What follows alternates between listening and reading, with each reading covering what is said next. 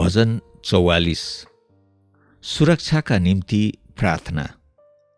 हे परमेश्वर, हामीले आफ्नै कानले सुनेका छौँ, हाम्रा पिता पुर्खाले हामीलाई भनेका छन् कि प्राचीन कालमा उनीहरूका समयमा तपाईले के कस्तो काम गर्नुभयो। तपाईले आफ्नै हातले जाति जातिलाई धपाउनुभयो र उनीहरूलाई बसाल्नुभयो। तपाईले ती जाति जातिलाई सताउनुभयो र निकाल्नुभयो, किनकि उनीहरूले आफ्नै तरवारले त्यस देशमाथि अधिकार गरेनन्, न त उनीहरूकै बाहुबलले उनीहरूलाई बचायो, तर तपाईको दाहिने हात र बाहुबल अनि तपाईको मुहारको ज्योतिले बचायो, किनभने तपाईले उनीहरूमाथि निगाह राख्नुभयो।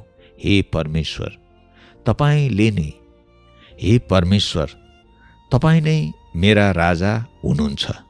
याकुबका निम्ति छुटकाराको आज्ञा गर्नुहोस्। तपाईद्वारा नै हामी आफ्ना शत्रुहरूलाई दबाउनेछौँ। तपाईको नाउँद्वारा हाम्रो विरुद्धमा उठ्नेहरूलाई हामी कुल्चनेछौँ, किनकि म आफ्नो धनुमा भरोसा राख्ने छैन, न त मेरो तरवारले नै मलाई बचाउनेछ, तर तपाईले हामीलाई हाम्रा शत्रुहरूबाट बचाउनु भएको छ र हामीलाई घृणा गर्नेहरूलाई शर्ममा पार्नु भएको छ। हामी दिनभरि परमेश्वरमा नै गर्व गर्दछौँ र सदा सर्वदा तपाईको नामको प्रशंसा गर्दछौँ, तर तपाईले हामीलाई त्याग्नु भएको छ र शर्ममा पार्नु भएको छ, अनि तपाईँ हाम्रा सेनाहरूका साथमा जानुहुन्न। तपाईले हामीलाई शत्रुदेखि पिठ्यौँ फर्काएर भाग्ने तुल्याउनुहुन्छ। हामीलाई घृणा गर्नेहरूले आफ्नो निम्ति मन परी लुट्छन्। तपाईले हामीलाई काट्न लगिएका भेडाहरू जस्ता तुल्याउनु भएको छ, अनि हामीलाई जाति जातिका बीचमा तितर बितर पार्नु भएको छ। तपाईले आफ्ना जनलाई सित्तैमा बेच्नुहुन्छ र तिनीहरूको बिक्रीबाट तपाईले लाभ उठाउनुहुन्न। तपाईले हामीलाई हाम्रा छर छिमेकका सामु निन्दाको पात्र र हाम्रा वरिपरि उनीहरूका सामु हाँसो र खिसीको पात्र तुल्याउनुहुन्छ।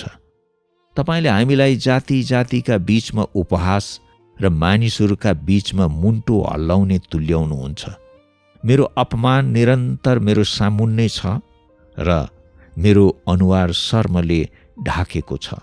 बदनाम र निन्दा गर्नेहरूका वचन अनि शत्रु र प्रतिशोध लिनेहरूका कारण मलाई यस्तो भएको छ। यी सबै कुरा हामीमाथि आइपरेका छन्, तापनि हामीले तपाईलाई बिर्सेका छैनौँ, न त तपाईको करार उल्लङ्घन गरेका छौँ। हाम्रो हृदय तपाईबाट विमुख भएका छैनन्, न त हाम्रा पाइला तपाईको मार्गबाट हटेका छन्। तापनि तपाईले हामीलाई स्याल बस्ने ओडारमा कोच्नु भएको छ र मृत्युको छायाले ढाक्नु भएको छ।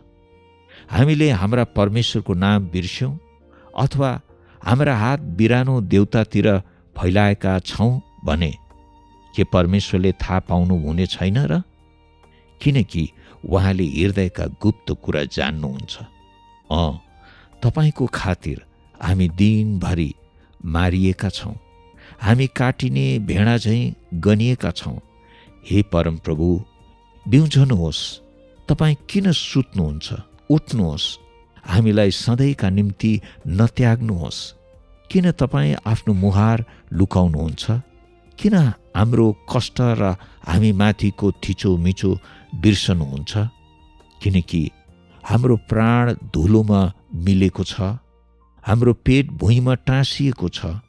हाम्रो सहायताका निम्ति उठ्नुहोस् र आफ्नो कृपाका खातिर हामीलाई छुटकारा दिनुहोस्।